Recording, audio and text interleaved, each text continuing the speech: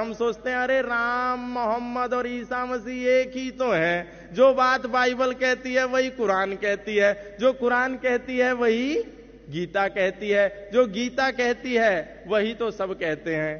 तो कहां भेद है? हिंदू मुस्लिम सिख ईसाई आपस में है भाई भाई। लेकिन हिंदू मुस्लिम सिख ईसाई ईश्वर अल्लाह तेरो नाम, ये गीत केवल हम सनातन धर्मियों ने जोर जोर से गाया। ये गीत केवल राम के मानने वालों ने अपने राम मंदिर में सुबह और शाम सुनाया। लेकिन ईश्वर अल्लाह तेरो नाम, ये गीत आपको कभी भी किसी भी देश और विदेश और विश्व की मस्जिद से सुनने में नहीं आया। ये गीत आपको कभी मदरसे में किसी मौलाना और मुल्ला मौलवी ने नहीं गुनगुनाया।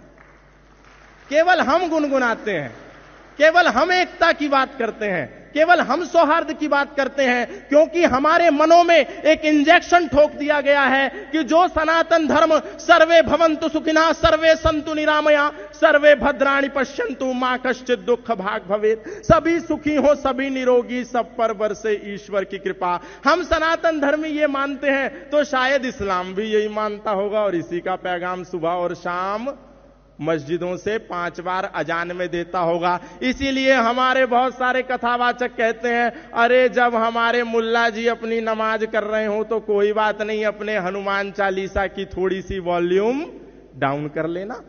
यदि मुल्ला जी नमाज कर रहे हो, अजान दे रहे हो और मस्जिद से हुंकार भर रहे हो तो कोई बात नहीं, हम अपनी भागवत कथा को थोड़ा विराम दे दें और उनका सम्मान करें। क्योंकि हमें लगता है कि सनातन धर्म कहता है संगच्छध्वम संवदध्वम संवो मनांसि जानताम देवा भागम यथा पूर्वे संजानानाम उपासते। सब लोग प्रेम से रहें, सब लोग मिलकर रहें, सब लोग एकता में रहें, सब लोग संयुक्त होकर के रहें, सब लोग अपनत्व के साथ रहें, सब लोग ममत्व के साथ रहें। तो शायद इस्लाम भी ऐसा कहता होगा। हम लोग सोचते हैं क्योंकि सनातन धर्म का उद्घोष है, क्योंकि राम का उद्घोष है, क्योंकि राम राज्य का उद्घोष है, इंद्रम वर्धन्तु अप्तुरहा पागनन्तो रावणा कृण्वन्तो विश्वमार्यम, अपने भीतर की बुराइयों को निकालते हुए अच्छाइयों को बढ़ाते हुए इस संसार को आर्य बनाओ, मेक दिस यूनिवर्स नोबल। शायद यही इस्लाम भी कहता होगा, शायद यही बाइबल भी कहती होगी, शायद यही मोहम्मद साहब का पैगाम होगा, शायद यही ईसा मसीह की बात होगी।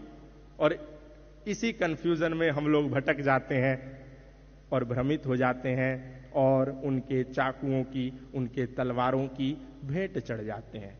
हमको लगता है कि जैसे हम लोग कहते हैं अयम निजः परो वैति गणनाम लघु चेतसाम उदार चरिता नाम तो वसुधैव कुटुंबकम, जो मर्यादा पुरुषोत्तम श्री राम का मुख्य उद्घोष है कि अयम निजः परो वैति, ये छोटा, ये बड़ा, ये ऊंचा, ये नीचा, ये अपना, ये पराया, ये गोरा, ये काला, ये अमीर और ये गरीब, ये दुर्भावना है, ये सोच संकुचित मानसिकता वाले लोगों की है। इसीलिए तुम पूरी वसुधा को अपना परिवार मानो।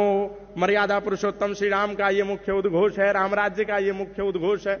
हमको लगता है शायद अल्लाह ताला का भी ये उद्घोष होगा और इसीलिए हम मूर्खतापूर्ण हरे कृष्णा हरे रामा हरे कृष्णा हरे रामा इसके साथ साथ बोलते हैं अली मौला अली मौला अली मौला अली मौला अली मौला अली मौला अली मौला अली।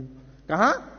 मस्जिद में नहीं, किसी मिंबर पे नहीं, किसी मीनार में नहीं, किसी मदरसे में नहीं, अपने सनातन धर्म की सबसे ऊंची पीठ राम कथा की व्यास पीठ से बैठ करके हमारे सनातन धर्मी, हमारे कथावाचक, हमारे धर्मगुरु इस बात को कहते हैं और हम उनकी इस बात को सुन करके न केवल ताली बजाते हैं बल्कि उनकी कथा करने के बाद उनकी पॉकेट में 4 करोड़ रुपए डाल करके बोलते हैं वाह बापूजी आपने कितनी बढ़िया कथा सुनाई, हमारे तो रोम रोम में ऊर्जा का संचार हो गया। सोचिए हम लोग अपनी जड़ें खोद रहे हैं कि नहीं। और ये धर्मगुरु, ये तथाकथित आचार्य, ये तथाकथित भगवादारी हम लोगों को बेवकूफ बना रहे हैं कि नहीं। जो सच्चे भगवादारी हैं उनका सम्मान हमें सबको करना है, ये बात याद रखनी है। लेकिन जो नकली है, जो फर्जी है, हमको भ्रमित करने का कार्य कर रहे हैं, उस पर सावधान होना है। अच्छा, इन लोगों के असत्य बताने के कारण हम लोग राम राज्य, किंगडम ऑफ इस्लाम और किंगडम ऑफ गॉड को एक ही समझते हैं, इस्लामिक स्टेट को भी वही समझते हैं और वही समझते हैं।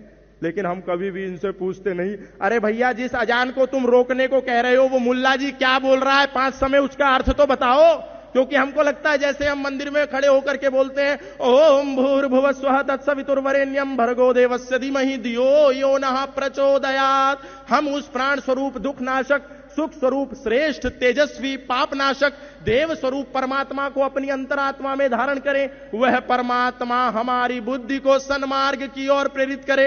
मे almighty illuminate our intellect towards the righteous path.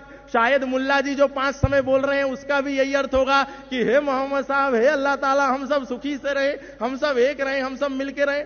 शायद ये होगा, इसीलिए हम भ्रमित हो जाते हैं। लेकिन हम नहीं सोचते कि वो बोल क्या रहे हैं। ला इलाहा इल्लल्लाह मुहम्मदुर रसूलुल्लाह, अशहदु अल्ला इलाहा इल्लल्लाह हुआ, अशहदु अन मुहम्मदन अब्दुहु व रसूलुहु। हमें लगता है हमारा जैसा गायत्री मंत्र है, हमारी जैसी ईश्वर स्तुति प्रार्थना उपासना है, वैसे ही वो लोग भी बोल रहे होंगे। लेकिन नहीं, सावधान सनातन धर्मियों, वो दिन में 5 बार तुमको चेतावनी देते हैं कि अल्लाह के सिवा कोई इबादत करने योग्य नहीं है और मोहम्मद के सिवा कोई रसूल नहीं है। वो चेतावनी देते हैं और हम मूर्ख हिंदू, हम मूर्ख सनातन धर्मी अपनी कथा को बंद करके उनकी चेतावनी को सुनने के लिए कान लगा लेते हैं। अरे मुल्ला जी का चेतावनी देने का समय हो गया, जरा कथा को रोक दो, जरा हनुमान चालीसा को रोक दो। और ना केवल वो चेतावनी देते हैं तुम्हें, बल्कि जब तुम मर्यादा पुरुषोत्तम श्री राम की रामनवमी जन्मोत्सव आने पर अपने सनातनी भाइयों का संगठन करके समूह बना करके सड़कों पर शोभा यात्रा लेकर के निकलते हो, तो तुम्हारे ऊपर पत्थर बरसा करके ये कहते हैं कि हम तो तुम्हें दिन में 5 बार चेतावनी दे रहे थे कि अल्लाह के सिवा कोई इबादत करने योग्य नहीं है और मोहम्मद के सिवा कोई रसूल नहीं है। तुमने नहीं माना तो हम क्या करें? तुम तो सुन रहे थे। अब लो आंसू गैस के गोले मस्जिदों के ऊपर से, मदरसों के ऊपर से, मिंबर और मीनारों के ऊपर से तुम पर बरसाए जाते हैं, तुम पर पत्थरबाजी होती है और फिर भी तुम नहीं सुधरते और कहते हो ईश्वर अल्लाह तेरो नाम सबको सन्मति दे भगवान। अब सनातन धर्मियों का क्या होगा? अरे कौन बचाएगा तुमको? तुम्हारे अस्तित्व पर संकट है। तुम्हारी भूल है कि तुम वेद को, उपनिषद को, दर्शन को, गीता, महाभारत और रामायण को कुरान की श्रृंखला में ला करके खड़ा करते हो और बार बार कहते हो कि जो कुरान कहती है वही गीता में योगेश्वर श्री कृष्ण कहते हैं। अरे सावधान हो जाओ सनातन धर्मियों और पढ़ो अपनी गीता को, पढ़ो अपने उपनिषदों को, पढ़ो अपने वेदों को, पढ़ो अपने मनुस्मृति को, पढ़ो अपनी रामायण को और पढ़ो उनकी कुरान को, पढ़ो उनकी हदीसों को, ताकि तुमको पता चले कि धर्म क्या है और अधर्म क्या है, ताकि हम लोगों को पता चले सत्य क्या है और असत्य क्या है। हमको पता नहीं चलता, हमें लगता है मुल्ला जी मस्जिद में, मदरसे में कीर्तन कर रहे हैं।